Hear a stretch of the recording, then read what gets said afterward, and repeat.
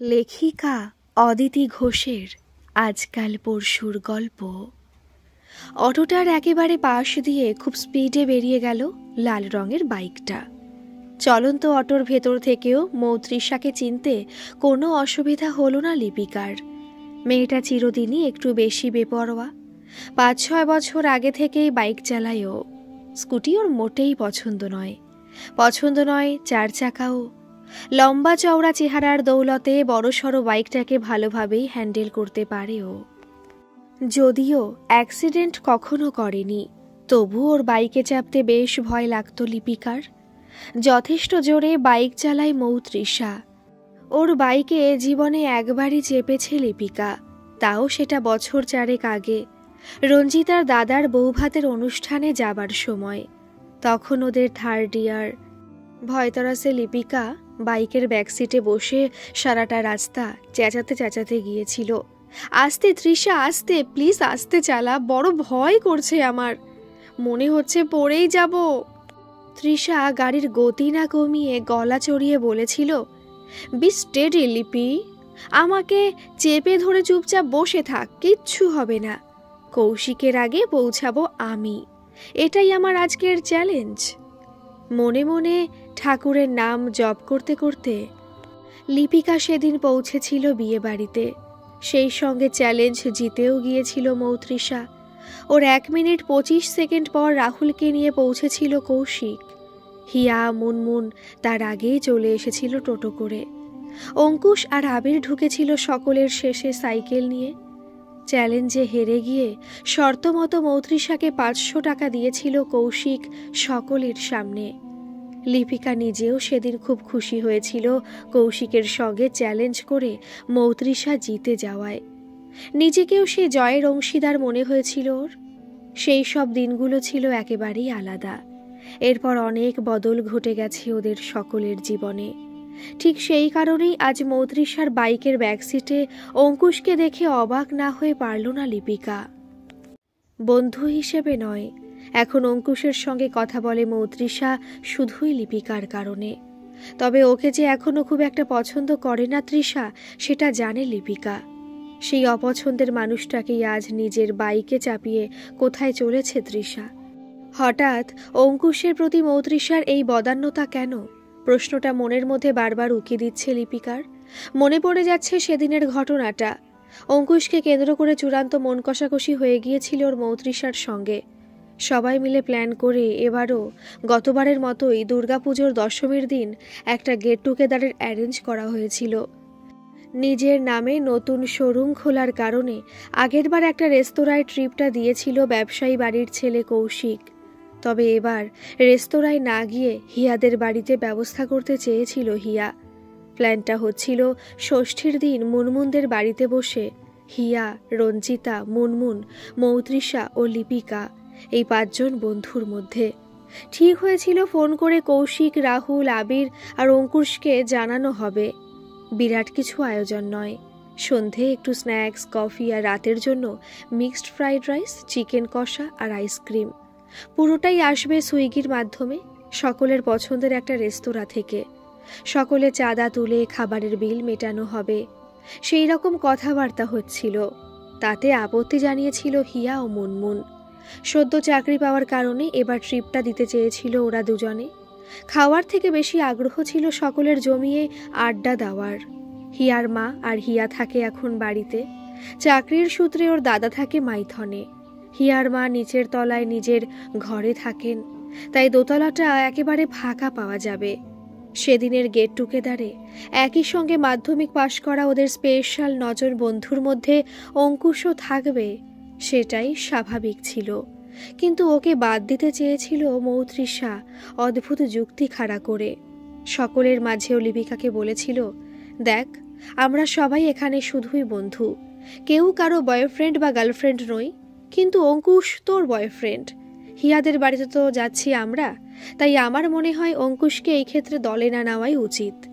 কথাটা শুনে আকাশ থেকে পড়েছিল লিপিকা। সবাই খুব ভালো করেই জানত সেই স্কুল লাইফ থেকে অঙ্কুশের সঙ্গে লিপিকার সম্পর্কের কথা। তবুও তো এতদিন শুধু বন্ধু হিসেবেই দেখেছে সবাই ওকে।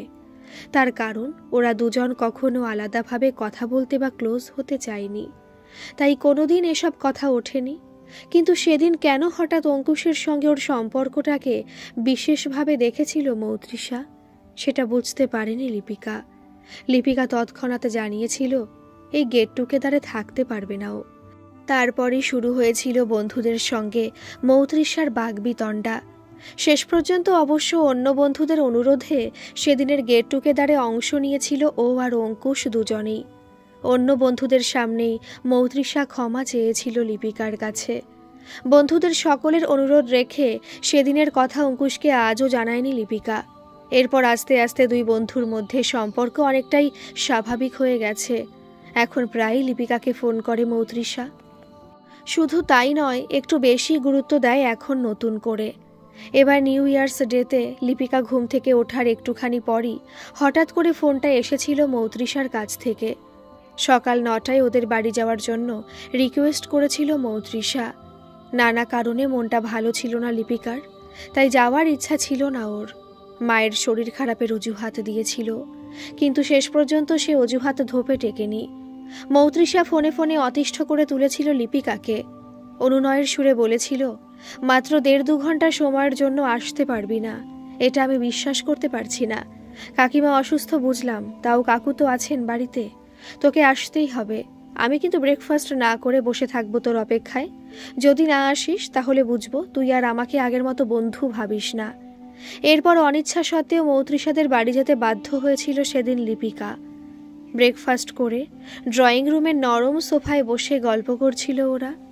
বড় অস্বস্তি লাগছিল লিপিকার। কেন এমন হচ্ছিল নিজেই বুঝতে পারছিল না। একই সাবজেক্ট নিয়ে পড়াশোনা করার কারণে ওদের দুজনের বন্ধুত্বটা একসময় একটু বেশিই ছিল। এর আগে মৌত্রিশা যেমন অনেকবার গেছে লিপিকার বাড়ি, তেমনই লিপিকাও গেছে ওই বাড়িতে বহুবার।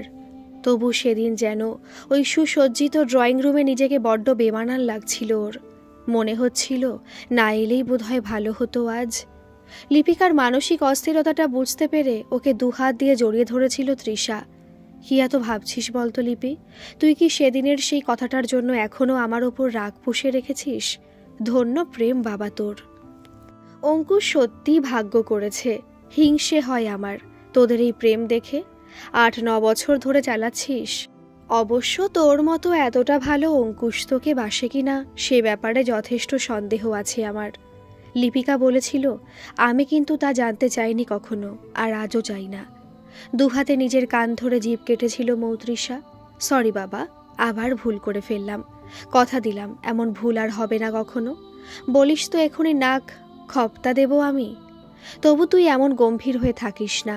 ঠোঁটের কোণে জোর করে হাসি এনেছিল লিপিকা। বিশ্বাস কর, তোর ওপর কোনো রাগ নেই আমার। মনটা মায়ের জন্যই খারাপ হয়ে আছে। 2 ঘন্টার ওপর হয়ে গেছে, এবার উঠলাম রে। মৌত্রিশা বলেছিল, হ্যাঁ ওঠ, আর তোকে আটকাবো না।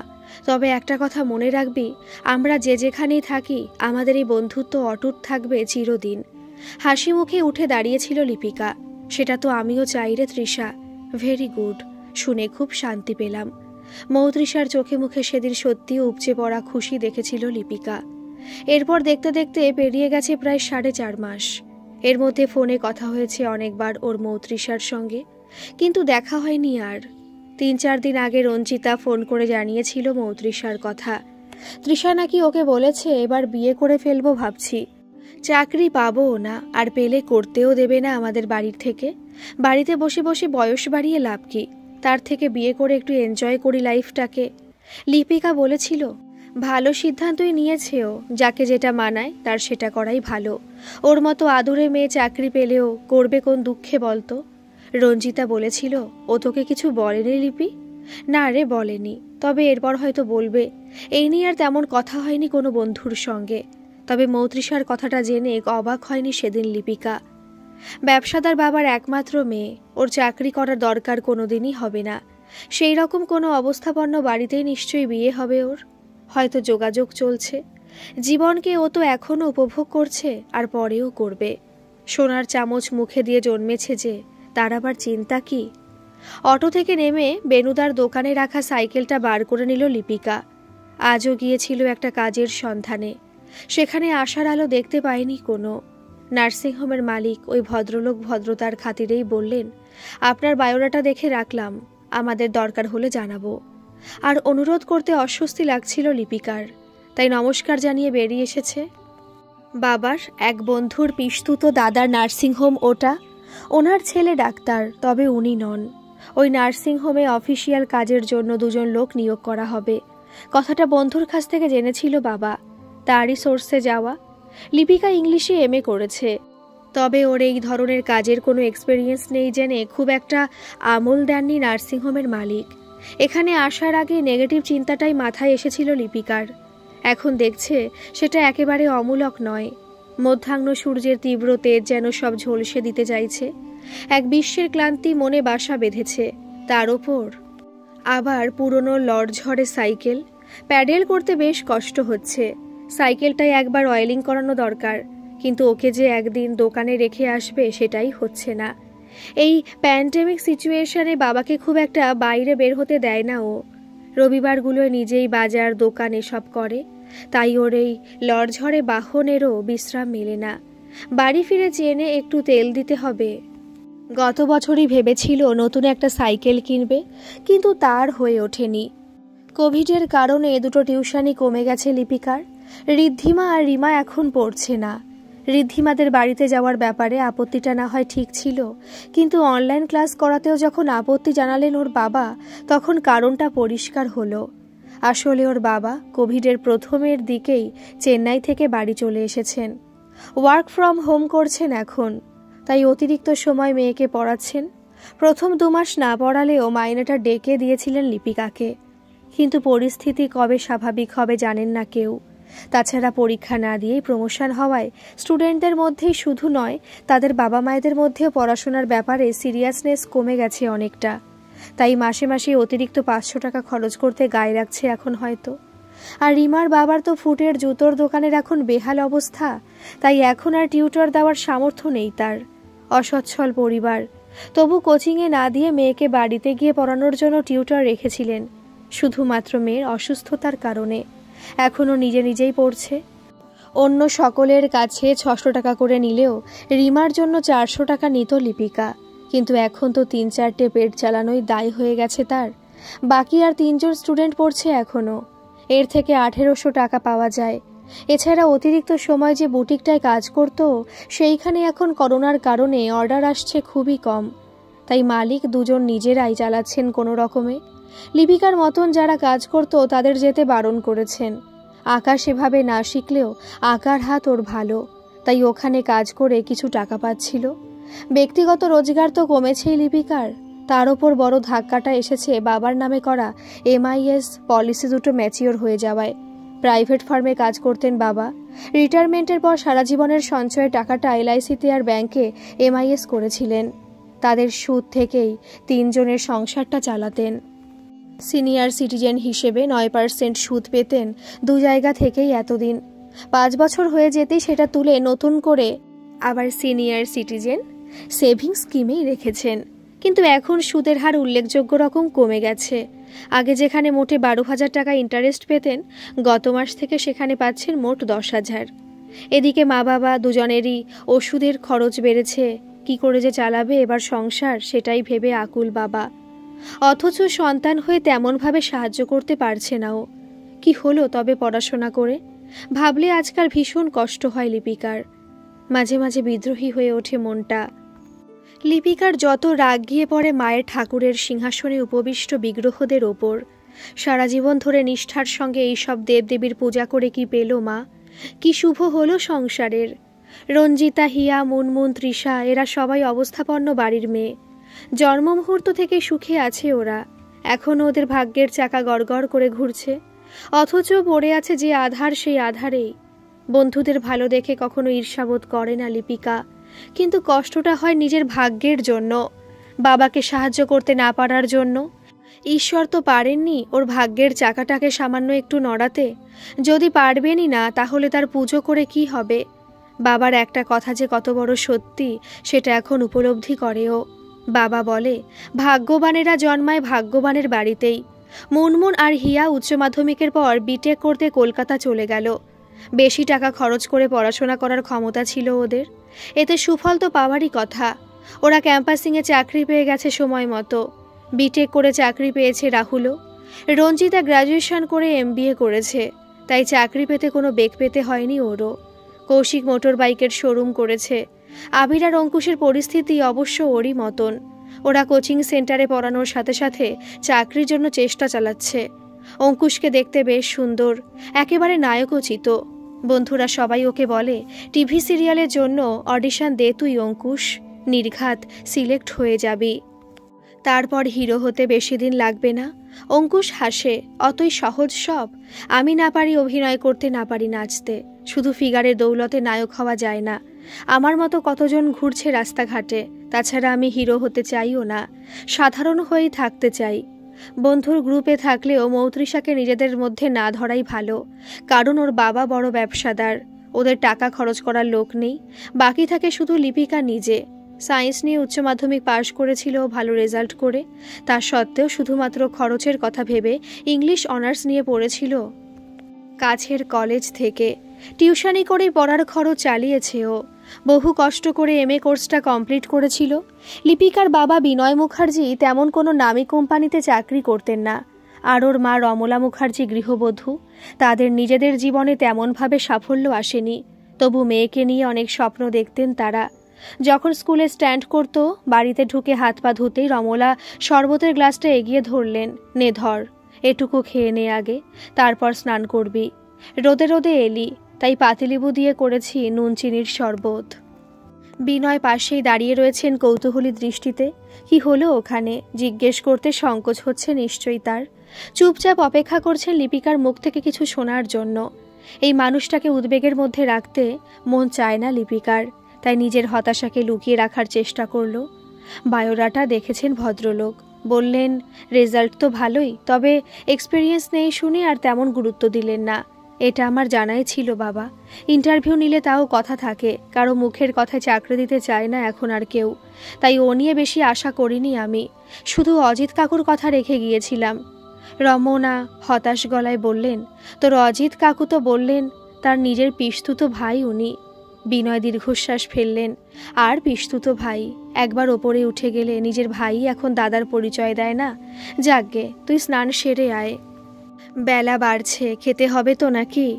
রমলা বললেন, আমি বাথরুমে তো নাইটি আর গামছা রেখে এসেছি, চলে যা। বাথরুমে যেতে যেতে মনে মনে হাসল লিপিকা। এ যেন লুকোচুরির খেলা, কেউ ধরা দিতে চায় না কারো কাছে। আসলে চাকরিটার ব্যাপারে যতটা আশা করেছিল লিপিকা, তার থেকেও বেশি আশা করেছিল মা বাবা। তবে নিজেদের হতাশাকে সকলেই অপরের কাছে লুকিয়ে রাখার চেষ্টা করে চলেছে। পাতলা মসুরের ডাল আর আলু পটলের তরকারি করেছে মা, খিদের সময় তাই অমৃত মনে হচ্ছে। বিনয় বললেন, দুটো করে ডিমও তো আনতে পারিস দোকান থেকে। রমলা বললেন, আমিও কত বলি, সে কিছুতেই শুনবে না মেয়ে, তোমার খাওয়া চলবে না, আবার আমারও অ্যালার্জি, তাইও এ বাড়িতে ডিম আনবেই না। বিনয় বিরক্ত গলায় বললেন, এগুলোর কোনো মানে হয় না, আমরা অনেক খেয়েছি, এখন তুই খাবি, তোর খাওয়ার দরকার। রমলা বললেন, তুই তো ডালে লেবু খেতে ভালোবাসিস, লেবু নিবি? আছে, তাহলে দাও, কিন্তু এত লেবু পেলে কোথায়? 20 টাকায় কেউ 3টে কেউ 4টে বলছিল, তাই আমি তো কিনিনি কাল। আমাদের চারা গাছটায় হয়েছে রে বেশ কয়েকটা, আজ তুলেছি 2টো। তাই আপনা আপনি হয়েছে গাছটা, বলো মা? রমলার মুখেও হাসি, হ্যাঁ, এখন 8-9টা হয়েছে, তবে বর্ষায় আরও হবে।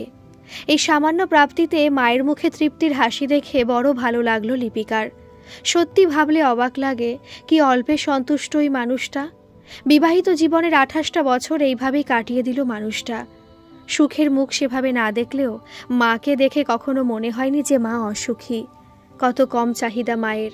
নিউ জেনারেশনের সঙ্গে এখানেই পার্থক্য এদের। অবশ্য ব্যক্তিগত চাহিদাও নিজেরও তেমন নেই। মা বাবার কথা যেমন ভাবে, তেমনই অঙ্কুশের কথাও ভাবে। অঙ্কুশের বাবা নেই, উনি প্রাইমারি স্কুলের টিচার ছিলেন, তার পেনশনের টাকায় সংসার চলে। মা আর বোনের জন্য চিন্তা করে অঙ্কুশও। নিজের জীবনের সমস্যার কথা বলতেই সময় ফুরিয়ে যায়, তাই একে অন্যকে ভালোবাসলেও রোম্যান্টিক কথাবার্তা ওদের মধ্যে আজকাল হয় না বললেই চলে। লিপিকা এঁটো থালা বাটিগুলো গোছ করতে যেতেই সেগুলো জোর করে টেনে নিলেন রমলা। ওট বলছি, হাত ধুয়ে একটু শুয়ে পড়, আবার তো পড়াতে যেতে হবে 4টে বাজলেই। আজ পড়াতে যাব না মা, যদি ফিরতে দেরি হয় তাই ভেবে ওদের বলে দিয়েছিলাম সকালে। মায়ের সঙ্গে বাসন নিয়ে টানাটানি করে লাভ হবে না বুঝে উঠে হাত ধুতে চলে গেল লিপিকা। একটু বিশ্রাম নেওয়ার সত্যিই দরকার, বিশেষ করে মনটাকে শান্ত করা দরকার। নিজের ঘরে ঢুকে বিছানায় শরীরটা এলিয়ে দিয়ে মোবাইলটা হাতে তুলে নিল লিপিকা। মেসেঞ্জার ওপেন করতেই চোখে পড়ল বেশ কিছু মেসেজ। কয়েকজন শুভ অক্ষয় তৃতীয়ার শুভেচ্ছা পাঠিয়েছে, আর কয়েকজন ঈদ মোবারকের। রাবেয়া, আনোয়ারা, জাকির পাঠিয়েছে পবিত্র ঈদের শুভেচ্ছা। সবাই স্কুলের বন্ধু, ওরা সবাই এখন সংসারী, তবুও মেসেঞ্জারে আসে মাঝে মাঝে, খোঁজ খবর নেয়। সকলকে শুভেচ্ছা জানিয়ে ফেসবুকে চোখ রাখল লিপিকা। জাভেদ ফেসবুকে একটা ছবি পোস্ট করেছে বউ মেয়েকে সঙ্গে নিয়ে। জাভেদ কলেজের বন্ধু ছিল, ভালোবেসে বিয়ে করেছে ও রুকসানাকে। ছবিটা দেখলেই বোঝা যাচ্ছে বেশ ভালো আছে ওরা। ওদের মেয়েটা ভীষণ মিষ্টি হয়েছে দেখতে, দেখে মনটা ভালো হয়ে গেল।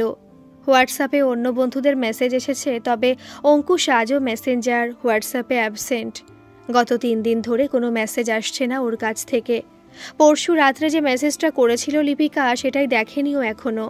হয়তো ব্যস্ত আছে বাড়ির কারণে, তাই কাল রাতে ওকে ফোন করতে গিয়েও শেষ পর্যন্ত করেনি লিপিকা। কী নিয়ে ব্যস্ত জানে না ও অবশ্য। তবে কি ওর মায়ের শরীর খারাপ হলো? সেই জন্যই কি তৃষার বাইকে চেপে কোথাও যাচ্ছিল?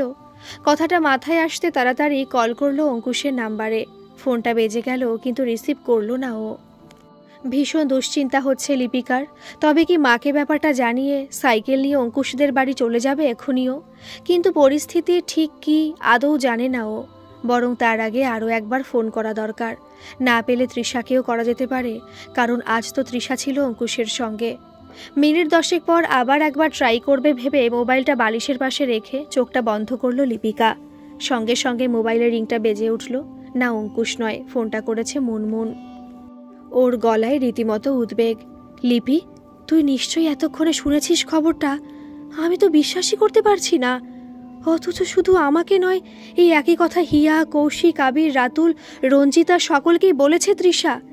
লিপিকা অস্থির গলায় বলল, কিসের খবর? বিশ্বাস কর, আমি কিছুই জানি না। তুই খবরটা আগে বল আমাকে। অঙ্কুশের মায়ের কি কিছু হয়েছে রে? মুনমুনের গলাটা এবার গম্ভীর শোনালো। ও, তার মানে তুই শুনিসনি? না রে, অঙ্কুশের মায়ের কিছু হয়নি, সবাই ভালো আছে ওরা। আমি তাহলে তোর সঙ্গে পরে কথা বলবো, এখন রাখছি। লিপিকা এবার ধৈর্য হারালো, কাঁদো কাঁদো হয়ে বলল, প্লিজ মুনমুন, প্লিজ এমন করিস না, যা জানিস আমাকে বল। শোন তবে, যেটা হয়েছে সেটা অঙ্কুশের। কথাটা বলতে আমার খারাপ লাগলেও খারাপ কিছু হয়নি ওর। ওর কাছে এটা একেবারে মস্ত বড় সুখবর। ভাগ্য বদলে যেতে চলেছে অঙ্কুশের। কিভাবে? হঠাৎ কোনো চাকরি পেয়েছে? আসলে ও তো পরশু থেকে আমাকে ফোন মেসেজ কোনোটাই করেনি, আমার কলটাও রিসিভ করলো না। রিয়েলি? তাহলে খবরটা 100% সত্যি। আসলে ও তোকে ফোন করবে কি করে? লজ্জা বলে তো একটা বস্তু আছে। তবে সেটাও নেই মৌতৃষা সেনের। তৃষা ভীষণ খুশি হয়ে জানিয়েছে সকলকে অঙ্কুশের সঙ্গে ওর বিয়ের খবরটা। আজ ফাইনাল হচ্ছে বিয়ের কথাবার্তা। কাল থেকে সেন অ্যান্ড সন্স এর ম্যানেজারের পদ অলঙ্কৃত করবে আমাদের বন্ধু অঙ্কুশ পাত্র। আসলে এত বড় টোপটা না গিলে থাকতে পারেনি অঙ্কুশ। সেন পরিবারের একমাত্র মেয়ে তৃষা। কিছুদিন পরই ওদের বিজনেসের পার্টনার হবে অঙ্কুশ। এইসব কথা সকলকে বলেছে তৃষা। আবির তো বিশ্বাস করতেই পারছে না। সত্যি কথা বলতে কি, বিশ্বাস করতে কষ্ট আমাদেরও হচ্ছে হঠাৎ এরকম খবরটা পেয়ে। আমরা সব বন্ধুরা 2 ঘন্টা আগেই পেয়েছি মৌতৃষার ফোন। বিশ্বাস কর, আমি ভেবেছিলাম মৌতৃষা তোকে নিশ্চয়ই কোনোভাবে জানিয়েছে, তাই ফোনটা করলাম রঞ্জিতা আর হিয়ার কথায়। বুকের মধ্যে যেন অজস্র হাতুড়ি ঘা মারছে, তবুও নিজেকে সামলে লিপিকা বলল, যা হচ্ছে একদিক থেকে তা কিন্তু ভালোই হয়েছে। অঙ্কুশকে আর ভাবতে হবে না কি করে চলবে ওদের সংসার। মা আর বোনের জন্য চিন্তা করতে হবে না সব সময়। আর আমাকেও মা বাবাকে ছেড়ে যেতে হবে না অন্য কোনো সংসারে। মুনমুন বলল, কি বলছিস তুই? 8 বছরের সম্পর্ক তোদের, সেটা এভাবে ভেঙে যাচ্ছে, তাও তুই বলছিস ভালো হচ্ছে? হ্যাঁ বলছি। এখন রাখলাম রে। লাইনটা কেটে দিয়ে বিছানায় উপুর হয়ে পড়ল লিপিকা। 2 চোখের জল বাঁধ মানছে না আজ ওর। 1 ঘন্টা সময় পেরিয়ে গেছে খবরটা শোনার পর, তবু মনের অস্থিরতা কমছে না লিপিকার। এতদিনের সব কথা মনে পড়ে যাচ্ছে। শারীরিক কোনো সম্পর্ক আজও গড়ে ওঠেনি ওর অঙ্কুশের সঙ্গে, কিন্তু মনের সমস্তটা জুড়ে বাবা মায়ের সঙ্গে রয়েছে ও। ক্লাস 11 থেকে সম্পর্ক। এই 25 বছরের জীবনটায় আর কখনো কেউ মনের কোণে উকি দেয়নি লিপিকার। মনে মনে স্বামী হিসেবেই দেখেছে অঙ্কুশকে এতদিন। মৌত্রিশার নিউ ইয়ার্স ডেতে বলা কথাগুলো মনে পড়ে যাচ্ছে। ও সেদিন বলেছিল যে যেখানেই থাকি না কেন আমাদের বন্ধুত্ব অটুট থাকবে। ওর পক্ষে কথা না রাখাটা অস্বাভাবিক নয়, কিন্তু অঙ্কুশ কি করে পারল এটা? তবে কি টাকাটাই জীবনের সব থেকে বড় হয়ে গেল ওর কাছে? ভাগ্যের চাকা তাহলে ওর না ঘুরলেও অঙ্কুশের ঘুরল। যত কষ্টই হোক ওর, এই নিয়ে অঙ্কুশের কাছে কোনো অভিযোগ করবে না ও। তবে আজ থেকেই ভুলে যাওয়ার চেষ্টা করতে হবে ওকে। বাকি জীবনটা বাবা মাকে সঙ্গে নিয়ে দিব্যি কাটিয়ে দিতে পারবে ও। দরজায় জোরে জোরে ধাক্কা দিচ্ছে কেউ। সম্ভবত মা বিকেলে চা খাওয়ার জন্য ডাকছে। আসলে এই সময় দরজায় খিল দেয় না ও কোনো দিন। তাই হয়তো মা ভাবছে চাকরিটা না হওয়ায় নিজের কষ্ট লুকোতে ঘরে খিল দিয়েছে ও। দরজার খিলটা খুলতে রমলা বললেন, বাইরে আয়। আমাদের ঘরে বসে আছে অঙ্কুশ আর আবির। অঙ্কুশকে কেমন যেন বিধ্বস্ত লাগছে। নাইটির ওপর ওড়নাটা চাপিয়ে বাইরে বেরিয়ে এলো লিপিকা। বাবার ঘরে ঢুকে অঙ্কুশের দিকে তাকিয়ে অবাক হয়ে গেল লিপিকা। ওকে সত্যি বিধ্বস্ত লাগছে। মুখ নিচু করে বসে আছে ও, কোনো কথা নেই ওর মুখে। ওর বদলে বলতে শুরু করলো আবির। আমি টিউশন পড়িয়ে বাড়ি ফিরতে কৌশিক জানালো অঙ্কুশের সঙ্গে নাকি মৌত্রিশার বিয়ের কথা পাকা হচ্ছে। শুনি আমি চমকে উঠলাম, কিন্তু বিশ্বাস করিনি। এখন বাইরে থেকে ফিরে স্নান করে তবে ঘরে ঢুকি। বাথরুম থেকে বেরিয়ে মোবাইলটা তুলে নিতেই দেখলাম পরপর 3টে মেসেজ করেছে অঙ্কুশ।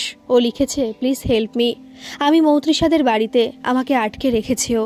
তুই এক্ষুনি চলে আয়, যেমন করে পারিস বার করে নিয়ে যা আমাকে। মেসেজগুলো দেখে আমি না খেয়ে বেরিয়ে এলাম, কিন্তু পরিস্থিতি কেমন বুঝতে পারছিলাম না। বড়লোকেরা ইচ্ছা করলে অনেক কিছুই করতে পারে। আমি আমাদের পাড়ার 2জন মস্তান গোছের ছেলেকে সঙ্গে নিয়ে মৌত্রিশাদের বাড়ির গেটে দাঁড়ালাম। সিকিউরিটি আটকে দিল আমাদের। ওপর থেকে জাদরেল চেহারার অ্যালসেশিয়ান দুটোর ডাক শোনা যাচ্ছিল। আমি চেঁচিয়ে ডাকলাম মৌত্রিশাকে। বন্ধ ঘর থেকে শুনতে পেল না ও। তখন ফোন করে বললাম, অঙ্কুশ ফোন ধরছে না, সম্ভবত সাইলেন্ট করা রয়েছে। ও যদি এখানে থাকে শীঘ্রই বেরিয়ে আসতে বল। ওর মায়ের খুব সিরিয়াস কন্ডিশন, হসপিটালে নিয়ে যেতে হবে। আমি তোদের গেটে দাঁড়িয়ে আছি। মৌত্রিশা একা ঘর থেকে বেরিয়ে এসে দোতলার ব্যালকনিতে দাঁড়ালো। আমার সঙ্গে আরও 2জনকে দেখে বিশ্বাস করলো আমার কথা। তারপরে বেরিয়ে এলো অঙ্কুশ। বাকিটা অঙ্কুশ নিজেই বলবে। চল তোর ঘরে যাই, ওখানেই বাকিটা শুনবি।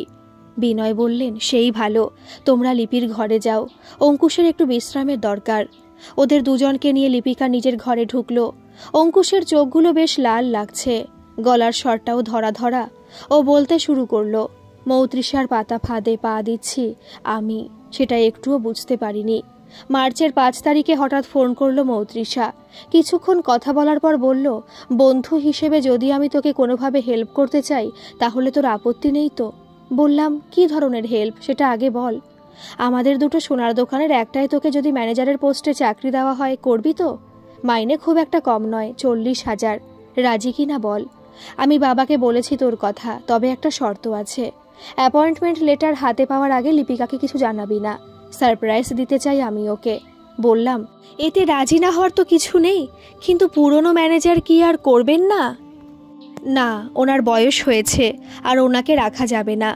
অক্ষয় তৃতীয়া পর্যন্ত কাজ করবেন উনি, তার পরদিন থেকে নতুন ম্যানেজার নিয়োগ করা হবে। কথাটা জানতে পেরেই আমি তোর নামটা করি। তুই ম্যাথে MSc করেছিস জেনে রাজি হয়ে গেছে বাবা। এখন তোর মতের অপেক্ষা। এইরকম অফার পেলে কেউই ছাড়তে চাইবে না। ভাবলাম আর তো মাত্র 2 মাস, লিপিকাকে না জানিয়েই একেবারে সারপ্রাইজ দেব আমি। গত 2 মাস মৌত্রিশা ফোনে আমার সঙ্গে কথা বলতো প্রতিদিন রাত্রে। বন্ধুর মতোই মিশতো। ওর সঙ্গে ওদের বাড়িতে গেছিও মাঝে মাঝে। আমি গেলেই ওর মা ঠাম্মা আমার সঙ্গে কথা বলতে আসতেন। আজ অক্ষয় তৃতীয়ার পুজো হিসেবে যেতে বলেছিল বাড়িতে। বলেছিল ওখানেই ওর বাবা আমাকে অ্যাপয়েন্টমেন্ট লেটার দেবেন। আমি যাওয়ার পর দেখলাম সবাই একটু বেশি যত্ন করছে। তৃষার ঘরে বসেছিলাম আমি। ডাক পড়লো আমার ড্রয়িং রুমে। ওর বাবা ঢুকলেন হাতে একটা ফাইল নিয়ে। এরপর ওর মা ঠাম্মা কাকা কাকিমা সবাই এসে বসলেন। মৌত্রিশার বাবা বললেন, তৃষা এ বাড়ির একমাত্র মেয়ে, আমার আর কোনো সন্তান নেই, এমনকি আমার ভাইয়েরও আর কোনো সন্তান নেই। ওই তাদেরও সব। আমি চেয়েছিলাম একজন সৎ ও শিক্ষিত ছেলে। তারপর তৃষা নিজেই জানালো ওর পছন্দের কথা। বিয়েটা 1 বছর পরই হবে তোমাদের, তবে তার আগে তোমাকে সেন অ্যান্ড সেনের ম্যানেজার হিসেবে দেখতে চাই আমি। হবু জামাই তুমি। তোমার স্যালারি আগের ম্যানেজারের থেকে বেশিই হবে, 50,000 করেই দেব তোমাকে। তবে অ্যাপয়েন্টমেন্ট লেটারে সই করার আগে একটা ডিডে সাইন করতে হবে তোমাকে। কাজ পাকা করাই পছন্দ আমার। আমার গলা তখন কাঁপছে। বললাম, কিসের ডিড? তেমন সিরিয়াস কিছু নয়, তুমি আমার মেয়েকে বিয়ে করতে বাধ্য থাকবে এই চাকরির বিনিময়ে, এটাই লেখা আছে ডিডটায়। চমকে উঠলাম আমি। তখনকার মতো বাঁচতে বললাম, আমাকে একটু সময় দিন ভাবতে। মনে মনে ভাবলাম, একবার বেরোতে পারলে আর মুখও হব না জীবনে। কিন্তু মিস্টার সেন আমাকে আবার ট্রাপে ফেললেন। ওকে, তুমি তাহলে তৃষার ঘরে বসো, ভেবে আমাকে তোমার ডিসিশন জানিয়ে যেও। মৌতৃষার কাকিমা আমাকে সঙ্গে করে নিয়ে এলেন ওর ঘরে। উনি চলে যেতে আমি মৌতৃষাকে বললাম, সব জানার পরও এটা কেন করলি তুই? তাছাড়া আমার মতো একটা ছেলে তোদের বাড়ি জামাই হওয়ার যোগ্য নাকি? ও বলল, আমি তোকে ভালোবাসি, তাই অন্য কিছু ভাবতে চাই না আমি। এরপর 1 ঘন্টার সময় আমি মৌতৃষাকে বুঝিয়েছি যে আমার কোনো চাকরি চাই না, লিপিকে ছাড়া কাউকে বিয়ে করতে পারবো না। কিন্তু তৃষা জেদ ধরে বসেছিল, আমাকে ওই ডিডে সই করতেই হবে। কিভাবে পরিত্রাণ পাবো ভাবছিলাম মনে মনে। মৌতৃষা ওয়াশরুমে যেতেই আমি মেসেজগুলো করেছিলাম আবিরকে। আবির আমাকে আজ ভীষণভাবে বাঁচিয়েছে। ওদের বাড়িতে নিয়ে গিয়ে ভাত খাইয়ে তারপর এখানে নিয়ে এসেছে ও। লিপিকা বলল, তৃষা তোকে সহজে ছাড়বে না মনে হয়। তুই ওর বাবার শর্তে রাজি হলেই ভালো করতিস অঙ্কুশ। অঙ্কুশ করুণ চোখে তাকালো। তুই বলছিস সে কথা? আবির বলল, ও আর কিচ্ছু করতে পারবে না। আমি ওকে ফোন করে বলেছি অঙ্কুশের মায়ের কিছু হয়নি, মিথ্যে বলে আমি তোদের বাড়ি থেকে রেস্কিউ করে আনলাম ওকে। তবে ফার্দার অঙ্কুশকে এইভাবে বিরক্ত করলে শুধু বন্ধুদের বলবো না, পরিচিত সকলের কাছে খুলে দেব তোর মুখোশ। মৌতৃষা কোনো কথা বলল না, তবে আমার মনে হয় ওর বাবার কাছে বলেনি লিপিকার সঙ্গে অঙ্কুশের সম্পর্কের কথা। অঙ্কুশের চোখে টলটল করছে জল, গলার স্বরটাও ক্লান্ত। আমাদের ওই ছোট্ট বাড়িতে কষ্ট করে থেকে বাঁচতে পারবি না তুই লিপি? আবিরের উপস্থিতি ভুলে গিয়ে লিপিকা জড়িয়ে ধরল অঙ্কুশকে। আবেগে কাঁপছে ওর ঠোঁট দুটো। পারবো কুশ, পারবো। আমাদের দুজনের চেষ্টায় ঠিক সব সামলে নেব আমরা। আবির বলল, আমি আর বোন সঙ্গে আছি তোদের। দুপুরে খেতে খেতে আজই ঠিক করেছি আমরা 4 জনে একটা কোচিং সেন্টার খুলব। টাকা কিছুটা মা দেবে, কিছুটা আমরা 3 জনে না হয় ম্যানেজ করব। এখন দরকার শুধু একটা জায়গার। 3 জনের জন্য চা নিয়ে ঘরে ঢুকলেন রমলা। মেয়ের জন্য মনে মনে অস্থির হয়ে উঠেছেন বিনয়, তাই তিনিও ঢুকলেন রমলার পিছু পিছু। কেন, জায়গা তো রয়েছে। আমাদের বাড়ির পেছনের জায়গাটা তো রাস্তার ধারেই পড়ছে, ওখানেই একটা হল বানিয়ে শুরু কর প্রথমে তোরা। লিপিকা বলল, কিন্তু বাবা, মায়ের লাগানো চারা, আম গাছ, লেবু গাছ, পেয়ারা গাছ, এগুলো কেটে ফেলতে হবে, সেটা কি করে করব? রমলা হাসলেন, পাগলি মেয়ে আমার। ওরে কিছু পেতে গেলে কিছু ছাড়তে হয়। তোরা ওখানে কোচিং সেন্টার খুললে সবচেয়ে খুশি হব আমি। আনন্দে চিকচিক করে উঠল 3 জন মধ্যবিত্ত পরিবারের যুবক যুবতীর চোখ। চোখের জল মুছে ফেলেছে অঙ্কুশ, লিপিকা। ওদের চোখে মুখে ফুটে উঠছে উপচে পড়া হাসির আভা। ওরা হাসছে জয়ের খুশিতে। এই জয় প্রাচুর্যের কাছে মনুষ্যত্বের, লোভের কাছে নিখাদ ভালোবাসার। গল্পটি কেমন লাগলো অবশ্যই কমেন্ট করে জানাবেন, আর ভালো লাগলে একটা সাবস্ক্রাইব করে আমার পাশে থাকবেন। ধন্যবাদ।